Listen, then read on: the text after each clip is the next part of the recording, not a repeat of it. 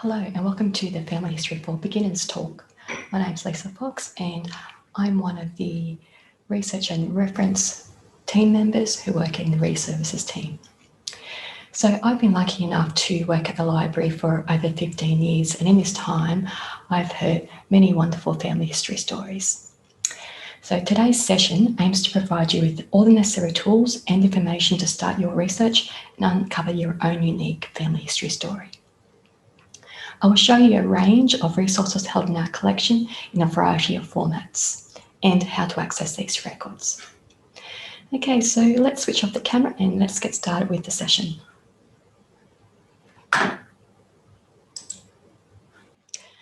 Okay, so today's talk will cover getting started. So I'll talk about what questions that you may like to ask yourself in preparing your family history research.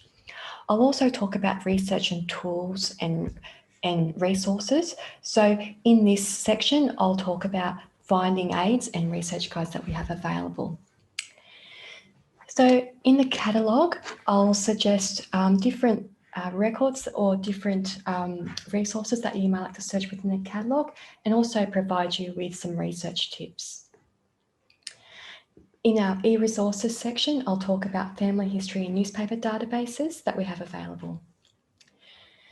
And then I'll discuss with more information about popular family history resources such as birth, deaths and marriage records, electoral rolls, shipping and passenger records, and I'll conclude at the end with some research tips. So if you've hit that research brick wall, these are some tips that may help you find the information that you're after.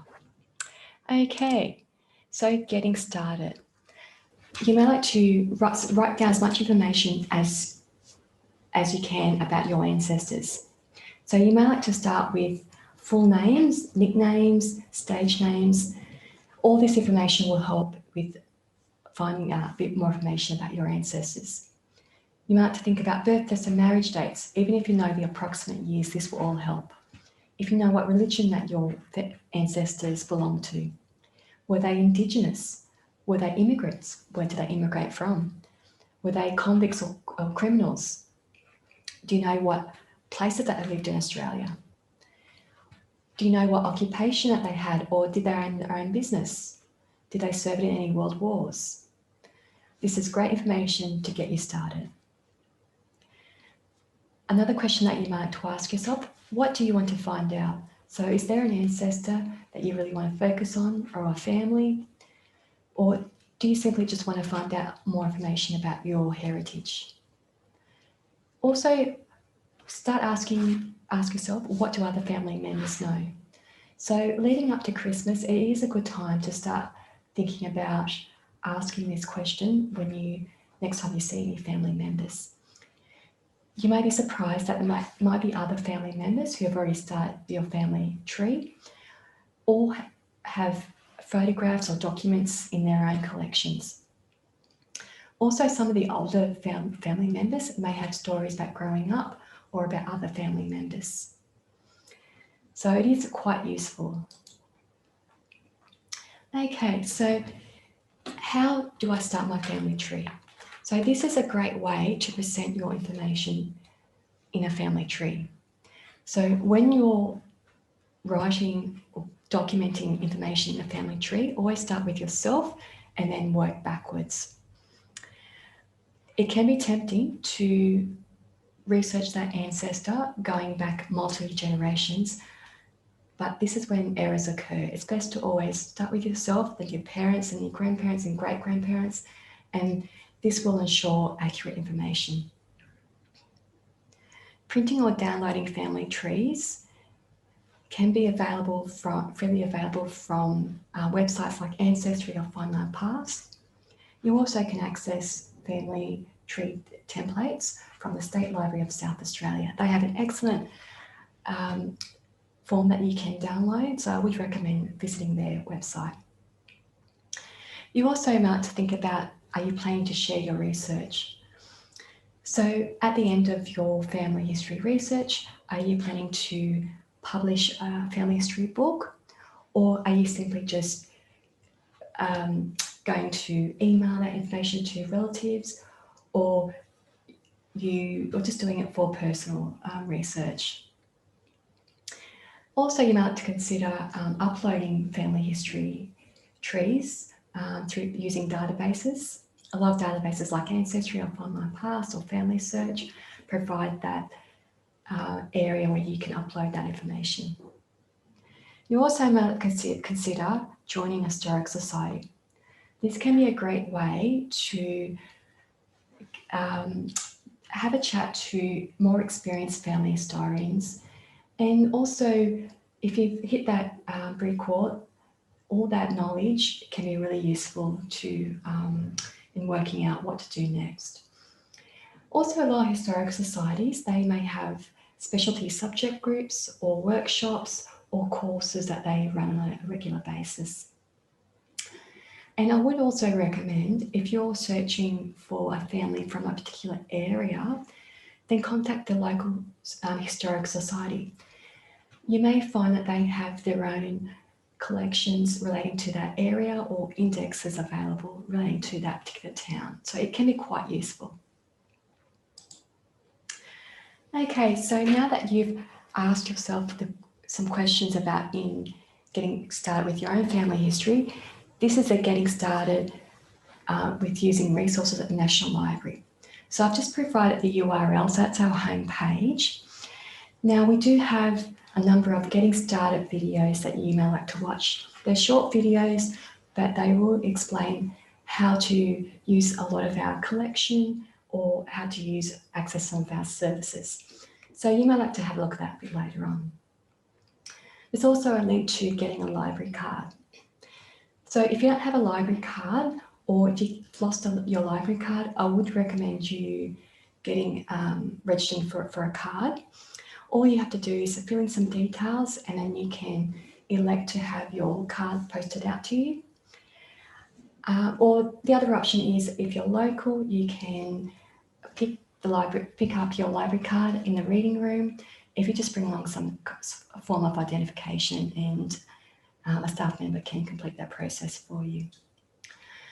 So the big advantage with having a library card is that you can access our licensed resources from home with your card. And I will talk about that a bit later on in the talk in our eResources section. But yes, I would really recommend registering for a card. Now, lastly, we do have an Ask a Librarian reference service. So if you require any reference help at any stage throughout your family history research, then you can submit an online inquiry and we will respond within 7 days. We can spend up to 1 hour researching, and this is a free service. Now, we do not undertake extensive family history research, compile your family history tree, or provide ongoing family history assistance. If this is what you're after, then it's best to contact your local family history society or hire a private researcher. So I'll just talk about now our research tools and resources. So finding out what we hold in our collection can be difficult.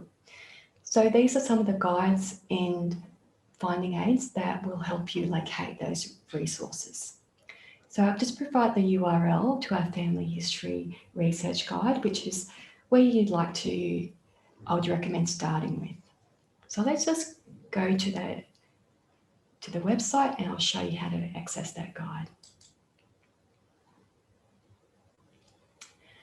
So you'll see this is the National Library homepage. Now, if I go up to the top, you'll see a Using the Library option.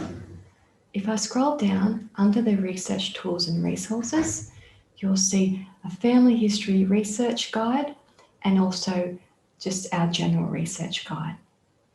So let's go to the Family History Research Guide. So it is really a useful guide to refer to, and if I scroll down, it will give you lots of tips and suggestions about researching your family history. It will also include other family history related research guides. So if there's a particular area that you'd like to investigate more, you may like to have a look at those research guide. So things like we've got the Australian Indigenous family history, we've got Australian cemeteries, birthdays and marriage records, we've also got convict records. So I would really recommend you having a look at those guides. It's clearly set out, so it's just an easier way to locate where records are held and in what format they're held. Also, on the left-hand side, you will notice that we do have other links. So we do have a family history getting started video you may like to watch as well. Also hold links to other libraries. So we've got links to state libraries and state archives.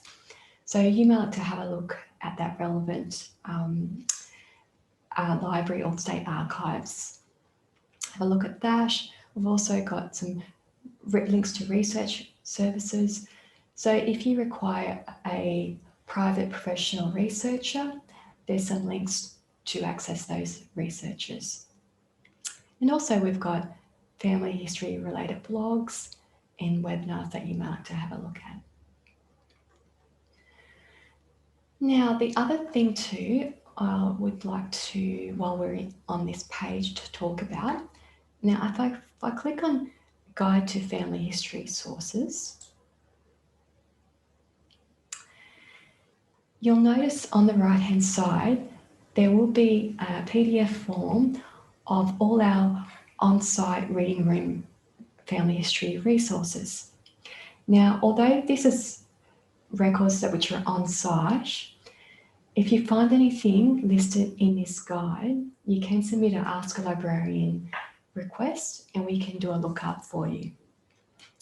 So I'll just click on it now just to show you what it looks like. If I scroll down, you will see it will list records that we hold by state and territory.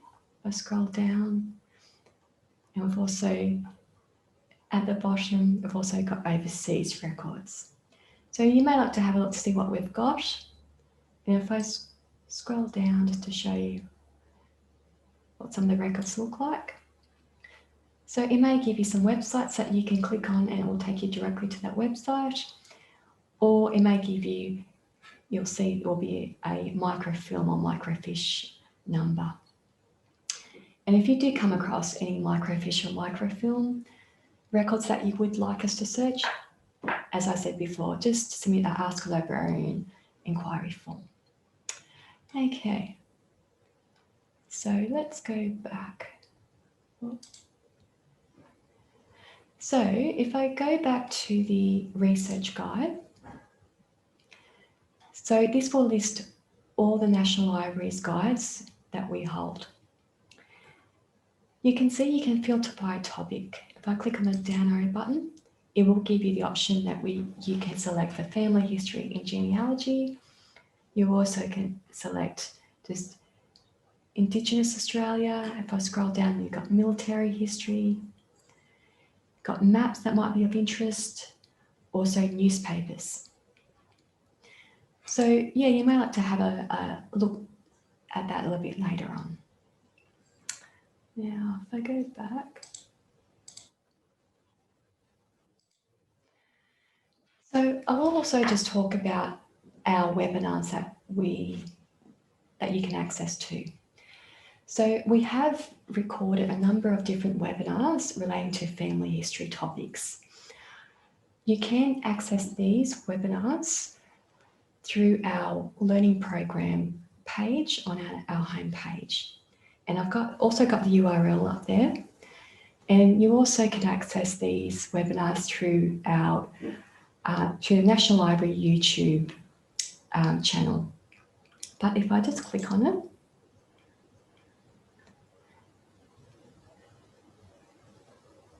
and we'll just have a look. So you'll see on the left-hand side, you've got the option to select past webinar recordings.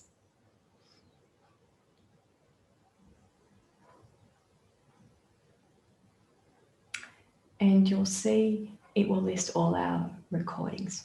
So I would recommend you having a look at webinars such as the introduction to the AJC webinar, especially if you've got any convict ancestors. That has a lot of convict content. You've also got things like the Newspapers for Family History webinar, which will show you how to research newspapers using the new Trove. And also, we've also got a Discovery Upgraded Trove webinar, and that will talk about the new features in the upgraded Trove. Now also scroll down, and things like you've got your Finding Local History webinar, tracing the history of your house. You've got the Canberra Family History webinar. So I would encourage you, there's lots of different talks, even how to find maps. So really have a look at those different webinars, and you can watch it at a time convenient for you.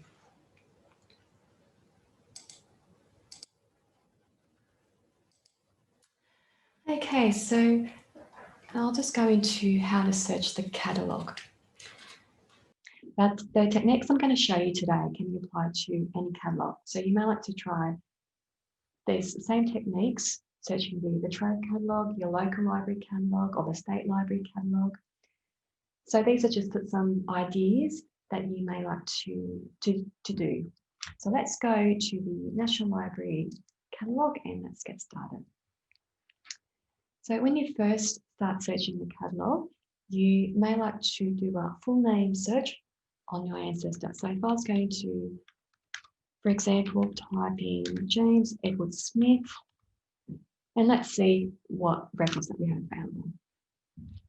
Okay, so you can see we've got 329 results.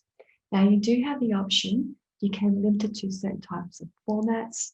So if you just want to anything in digital material, or if you want to just to have a look at books, you can do that. But for this, I would scroll down, and you can see on the right-hand side, you can narrow your search down. So for example, if you're searching for an ancestor from a particular area, you can select the geographic location, or you can select the decade. So there are different options which you can refine your results. Now, you will notice that some records will be digitized. For example, the top item. Some records will be located and only available in our reading room. So now if I click on, I'll just click on the top one just to show you. Now you can see it's got an online version which will take you straight to the digitized image. Now the next item, if I click on that, that tells me it's in a book format, and if you notice that the request this button, this will mean that it will only be available in the reading room. So you won't be able to access that item from home online. You will have to be in the reading room to access that with a National Library card. The good news is that we do offer an interlibrary loan service. So if you do find that there is something that you would like to view, you can contact your local library, and then your local library can contact us and we can arrange an interlibrary loan. Now there is a cost to do that, and you can access a price list from our homepage, and that will be available through the Copies Direct link from our homepage. But I'm not going to, if you scroll down, you can see where it's got, also you can order a copy as well. So if it's out of copyright, you can request to order a copy, and that will take you straight to the Copies Direct order form. And you also notice a little short video on how that service works. So that's something else that you might to have a look at later. Okay, so let's go back. Now, the other thing that you may like to consider when searching the catalogue for an ancestor's name is that they may have been known by a nickname, especially with something like, with a name like Ed, he could have been known as Ted or Ned. So just sort of consider that you may have to search for a different name or different nickname. Okay, so you might like to sort of have a look to see whether there's any family histories published. So what I would do would type in the surname. So we'll go Smith followed by the term family history.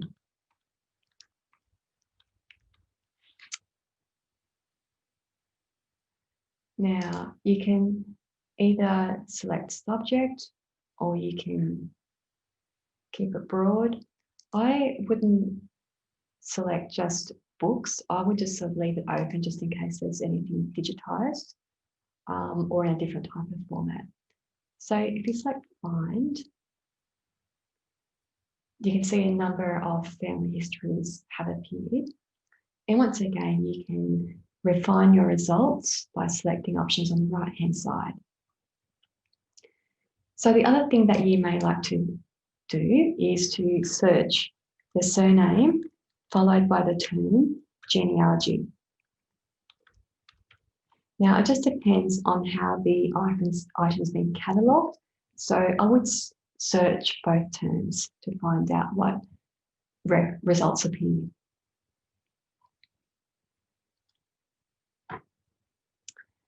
Okay, so speaking of family histories, we do have an excellent family history bibliography in our collection, and it is also available from a lot of libraries across Australia.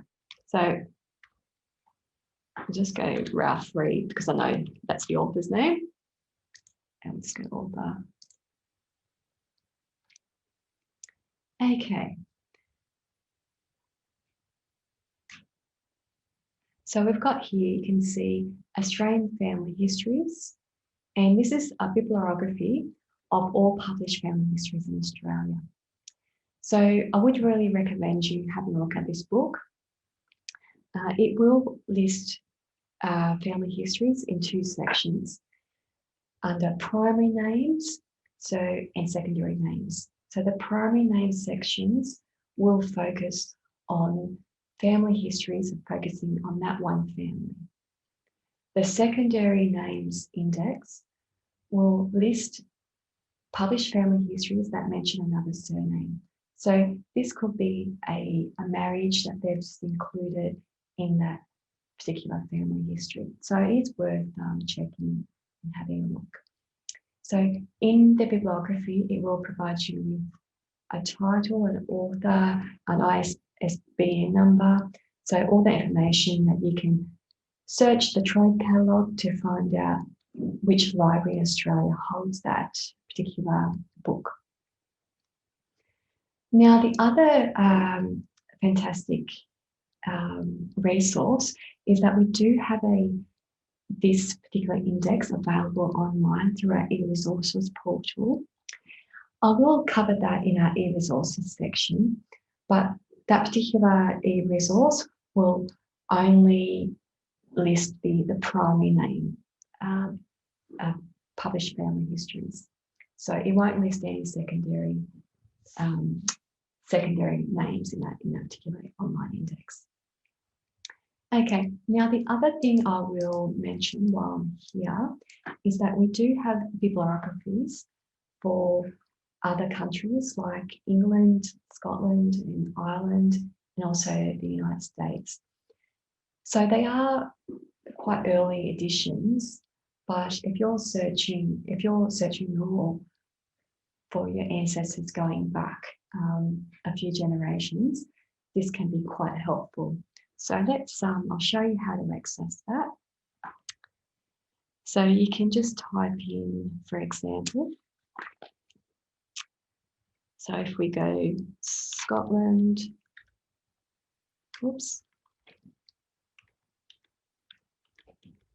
Scotland genealogy, and if we go, bibliography.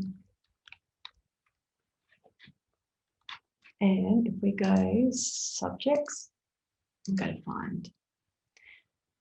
So you can see it will list published bibliographies there.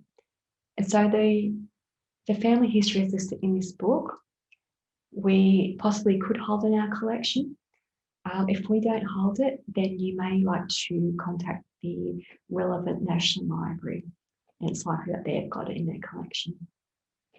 But just to let you know, that's available. Now, the other thing that you may like to search, for a particular family history topic.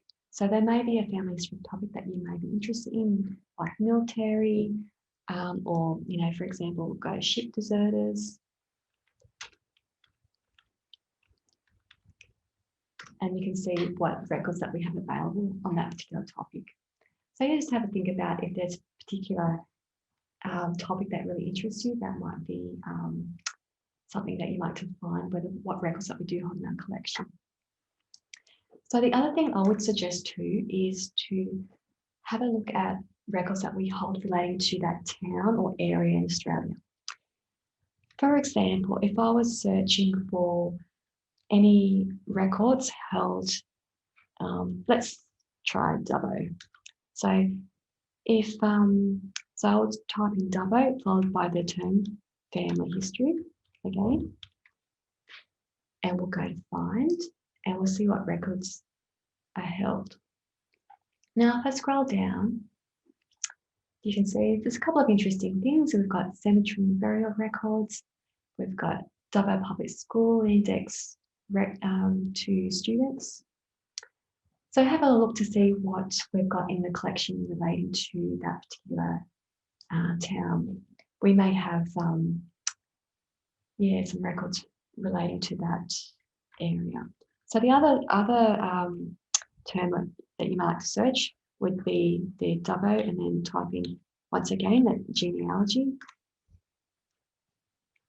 And the same type of thing, it just brings up some other results. Okay, so searching for newspapers. So I'll just show you some search techniques. Now, newspapers can be a fantastic way to discover more information about your ancestor.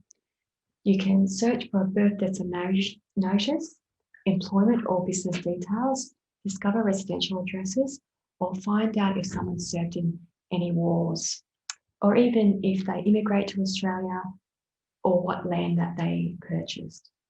So newspapers can provide a great social history about the time and area that they lived. Now, our newspaper collection includes digitised historic and modern newspapers accessible online, as well as in microfilm and paper format. So we not only hold Australian newspapers, but we also hold overseas newspapers. So I'll just show you some techniques, but when I show you the search techniques, just sort of think about that you can search for overseas newspapers as well. So let's just search for example, we'll go with Melbourne newspapers. So I'll just type in Melbourne newspapers.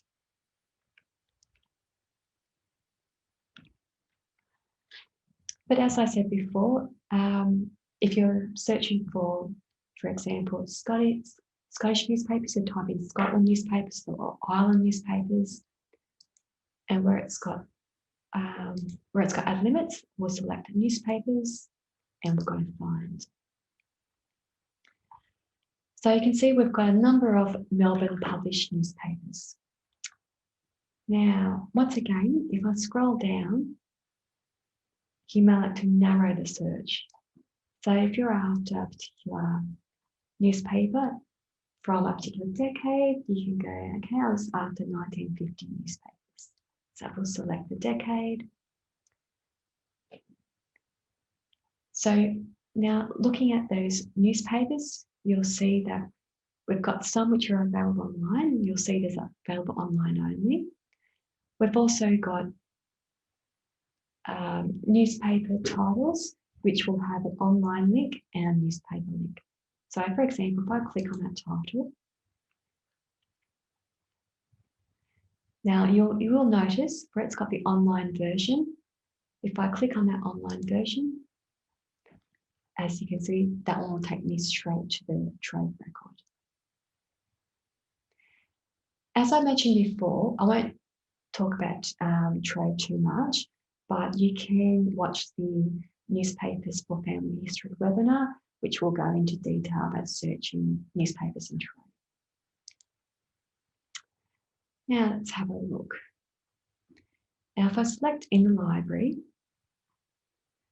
you will see we do have the original newspaper.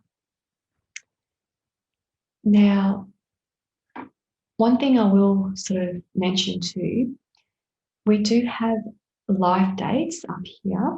So live dates may be different to the items and issues held. So it's always good to check at the bottom of the page to see what we hold, because we may not hold a complete run of newspapers. And it may be a case that you may have to check multiple catalogue records to find the date that you're after. And this is because the newspaper titles may have changed, so there may be a different catalogue record to reflect that.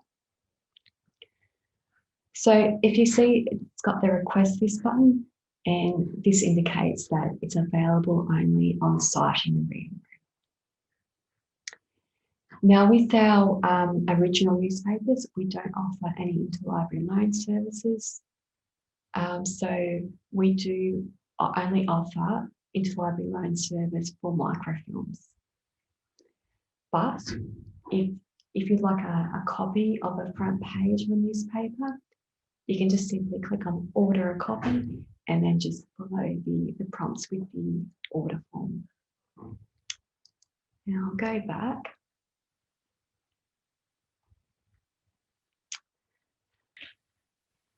Okay, so now that we've looked at how to search the catalogue, let's have a look at how to search for eResources. So eResources, or electronic resources, will be a list of all the databases that we hold at the National Library. Each of those databases will have different access levels, and they will be identified with a different icon. So you'll see in this image here, we've got a world icon will be freely available resources, so websites available. Licensed resources will be identified with a key symbol, and on-site resources will be identified with a National Library building symbol. Now, the licensed resources you'll be able to access from home if you've got a registered National Library card. On-site resources, you will have to be in the building to access. But don't worry, you can submit an Ask Librarian inquiry if you would like us to search any of those databases. So let's go to the eResources page so you can see what it actually looks like. Okay, so we're on the home page now. So all we have to do is scroll down and you'll see the eResources page here. So let's just click on it.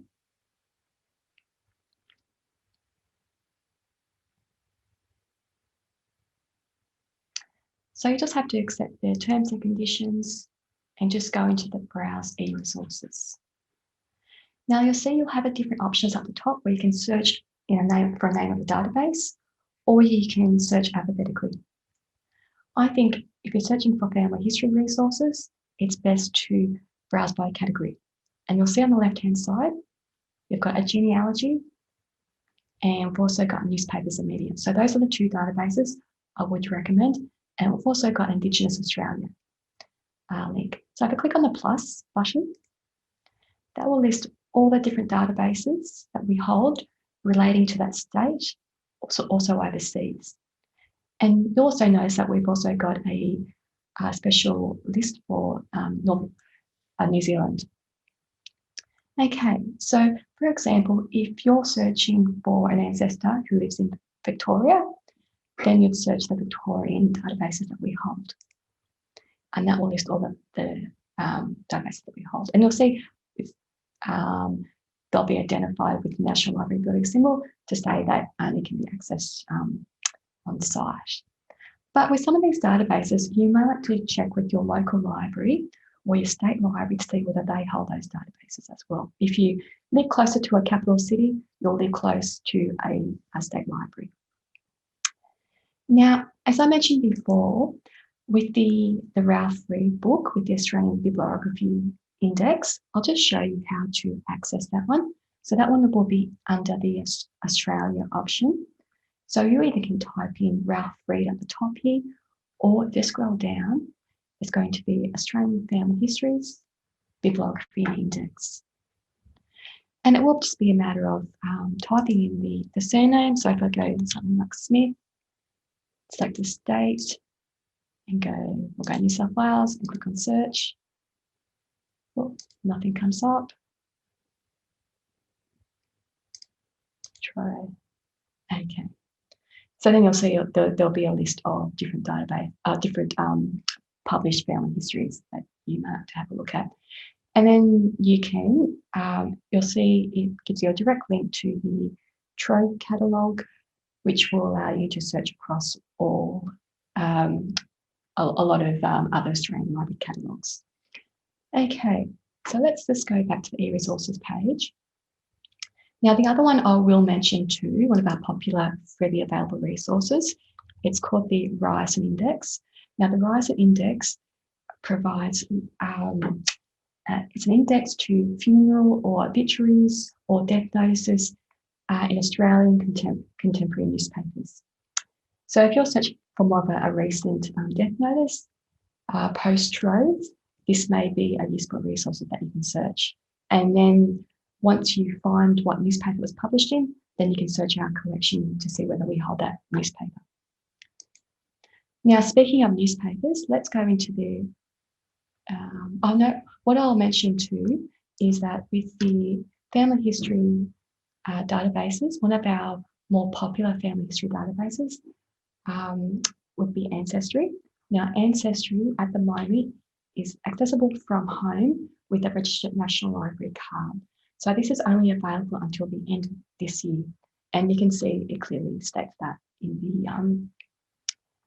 the description of this database. Okay, so the other newspaper databases that we hold include newspapers which are post-Trove, so after 1954. So this can be quite useful if you're searching for more recent newspapers. We do hold databases like the Sydney Morning Herald from 1955 to 1995 and from 2006 up until the current issue. And you can access, that's a full coverage newspaper that you can access from home, once again with the registered National Library card.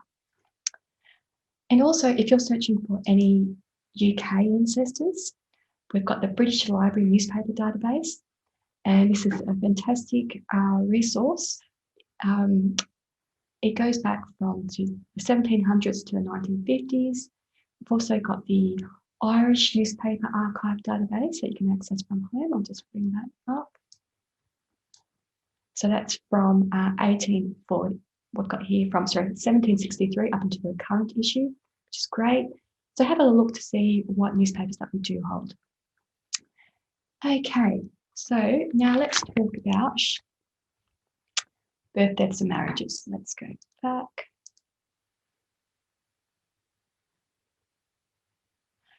Okay, so birth, deaths and marriages are arranged by the state or territory the event was registered in.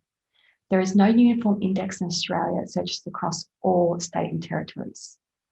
Now, you can access indexes online via the relevant Birth, Deaths and Marriage Registry Office, except for the Northern Territory.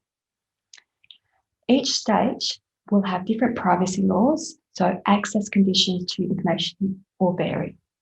Generally, births within 100 years are not searchable online, and this will require you to contact the registry office directly if you want to obtain that information. Now, our birth, deaths and marriages will provide you with a list of indexes that we hold. Now, let's just take a look at this guy.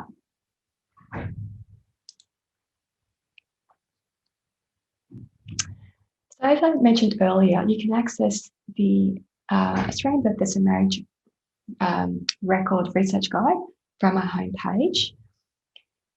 And you'll notice if I scroll down, it'll give you a bit of an overview about birth, deaths and marriage records, and it will also give you a link to the different state and territory registries. So if I go to that link, it will give you a direct website address.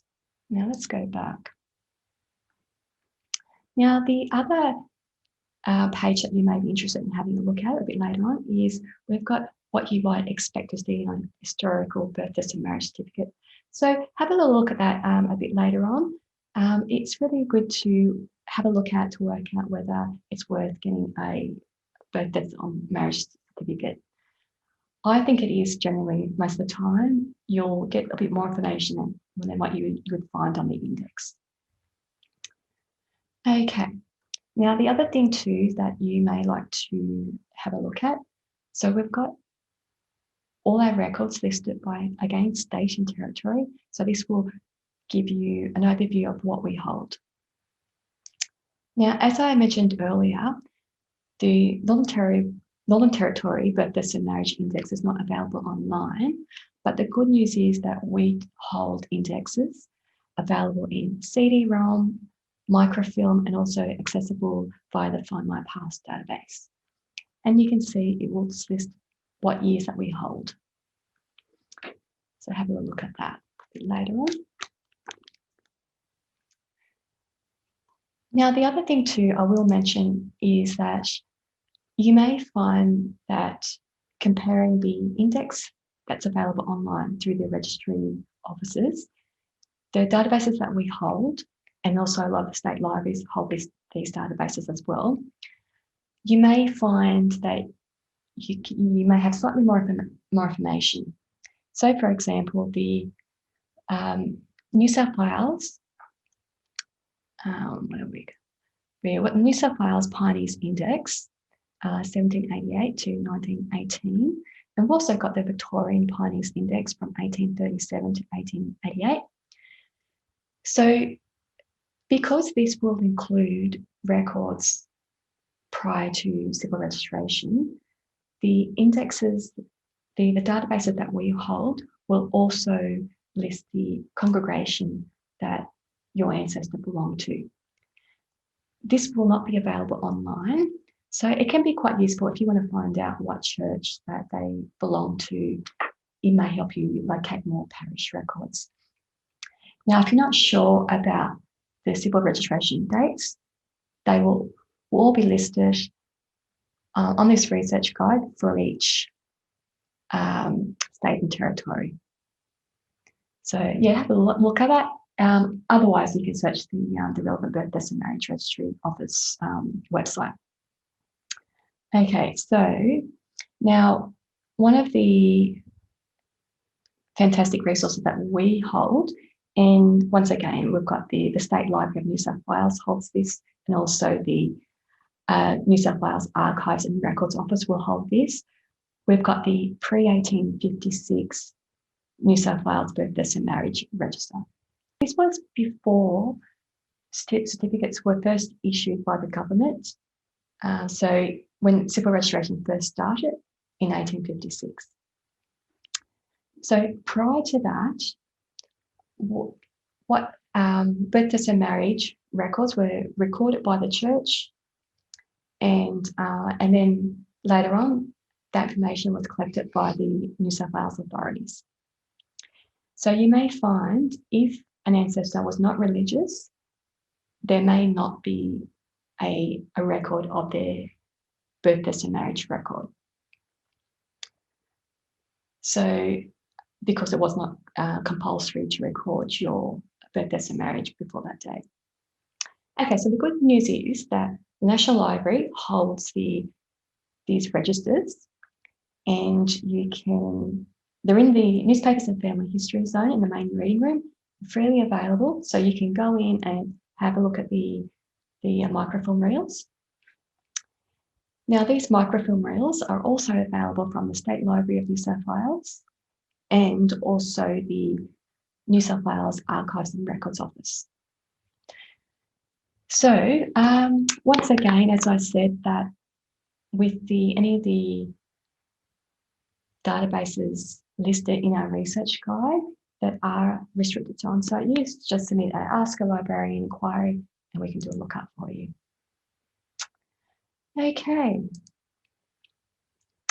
Okay, so electoral rolls can be a great way to find out more about your ancestors. Family historians can find out the residential address of a person and help locate other family members living at that address for a certain year. Now, finding out the profession of an ancestor can be really helpful information. It also can be a significant reason to why a person was living where they were living. Now, with the electoral rolls, they will include as I said, the full name of the person, residential address, and occupation. Now, the National Library and state libraries will hold electoral rolls for each state and territory up until 2008.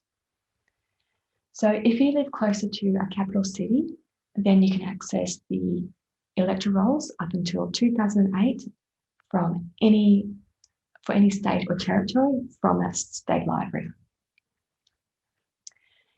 Now, with the electoral rolls post 2008, now due to changes in legislation, the Australian Electoral Commission is no longer depositing copies of the electoral rolls to the library. Now, the latest roll that we have is 2009. So this will be in hard copy format. So a common question we get asked about is how to access the current electoral roll. Now, the current electoral roll will be available from any Australian Electoral Commission office in Australia. So you can find out where the offices are located from the electoral roll, from the Australian Electoral Commission website. Now, going back to the historical electoral rolls, the microfiche that we hold, as I said, are arranged by state and territory. And before 1990, this collection is listed by division and electoral division. So you really need to know where that person lived before you can access that electoral roll. From 1990, it's alphabetically by state or territory. So the disadvantage with searching for records after 1990, and if you want to find out who lived at that address, you won't be able to. It's only listed by surname. Okay, but the good news is that some of the records have been digitised on databases like Ancestry and Find My Past. Now, it's best to actually just do a Google search to see what roles that they do hold, to find out whether it's the role that you're after. So, for example, if I just go into Ancestry,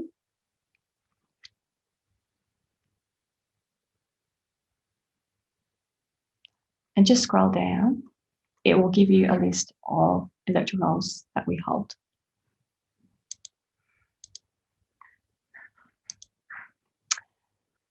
Okay, so let's talk about shipping and passenger records. Some of the frequently asked questions that we do get asked is, what was the name of the ship my ancestor arrived on? When did my ancestor arrive?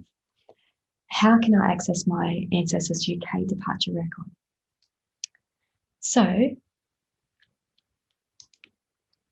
now shipping and passenger records are arranged by the state or colony the person arrived in. Generally, in each of those state or colony collections, they will be arranged by passenger type. So your ancestor may have arrived as a convict, military, assisted, so they may have arrived under a migrant scheme, or they might have arrived unassisted, so they paid their own fare, or they could have arrived as a crew member, or they might have jumped ship and be listed as a ship deserter. So there are different record collections that you can search regarding these passenger types. Now, a good place to start with, again, what we hold is from our shipping and passenger record research guide. Once again, it's all listed by state. If I click on the record type, it will provide you with what resources that we hold. So there are microfilms. We've got this one got database. So just have a look to see what we've listed. Okay. Now, in Australia, shipping and immigration records were a state responsibility up until 1923. This means all records prior to 1924 are housed by the relevant state archives office. For example, if I'm searching for an 1855 New South Wales arrival record, then I can assume that that will be held at the New South Wales Archives and Records Office. I would strongly encourage you to visit the relevant state archives website, get familiar with what indexes that they hold, and also they have digitized, some of the websites have digitized records, so you may be able to actually download the passenger record that you're after. Okay, so now, as I said before, if you do come across any on-site databases, we can do a lookup. Now, with the National Archives of Australia, they will hold anything from 1924. So you can search via their record search catalogue, or you may submit an ask a question online form from their homepage. Okay. So if you just know the name of the ship and you're trying to access the passenger list, there are some other options that you can use. You can search our catalogue by typing in the name of the ship, or you can search Trove and to see what other records are held in other library collections. Now, the other book, it's 3 volumes that I would recommend you having a look at, which is, it's some volumes held at a number of libraries across Australia. It's called Logs of Logs. It will provide you a list of ships that arrived to Australia and different voyages, but it will provide you with any journals or diaries or any records relating to that ship held in Australia and also overseas collections. So I would recommend, if you're not able to find anything in Trove, have a look at these Logs of Logs. There are 3 volumes. Each volume may contain slightly more information, so I would recommend you looking at all 3 volumes. Okay, so now I'll just conclude with some research tips. Now, have you tried searching with less information? The old saying, less is more, can be true with research. You may find searching with too much information may bring up no results. Searching using a surname only may provide you with more results rather than adding your ancestor's full name. Now, not all records were listed by full name. Sometimes it was just initials or by title. For example, you may find in a passenger arrival record, they may be listed as Mr. Smith instead of Mr. John Smith. Or they may have the name could have been shortened, so John could be listed as JNO. So just sort of think about the different types of information that will be presented in historical records. Okay, so you may also like to think about, did your ancestor have any name variations? So if you're having problems trying to find information about an ancestor, you may like to consider if they had a nickname. So especially with newspaper articles, they may have been better known with that nickname. For example, someone who had an ancestor called Margaret might be better known as Peggy, or your ancestor may have had a stage name or an alias. So just, have a sort of think about sort of taking a different approach to your research. Now, the other thing is that historical records just could have been transcribed incorrectly. So they may have been, especially with a lot of the earlier arrivals to Australia, their names might have been anglicised. You may come across different spellings. For example, Thompson could be spelled Thomsen or Thomson or Pson at the end. So you just have to think about different ways to search. You also may like to think about if your ancestor's surname was transcribed or handwritten phonetically, especially with a lot of the earlier historical records. They may have handwritten what they heard, not the correct spelling. So that's something else to sort of think about. Also, a lot of you may come across ancestors who are better known by their middle name rather than their first name. Okay. Also think about the social history, about the time and place you're researching.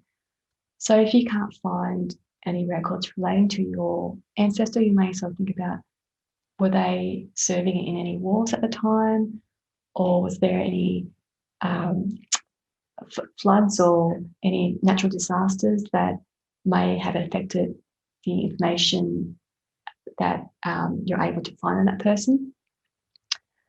Also, one last tip I'll talk about is always document your resources. So you may like to provide a research log, listing all the records and references that you have searched or the records that you have located. It can be really helpful, and you will thank yourself, and also your family will thank you for providing that information, because the amount of times that we've had people trying to locate a particular record where they've found it because they did not know where that item was located. So especially if this is your eureka moment, I would really recommend you noting where you've actually located that reference. Okay, so now this concludes our talk today. And as it says up there, if you're feeling bogged down with your research, just submit an Ask Librarian inquiry.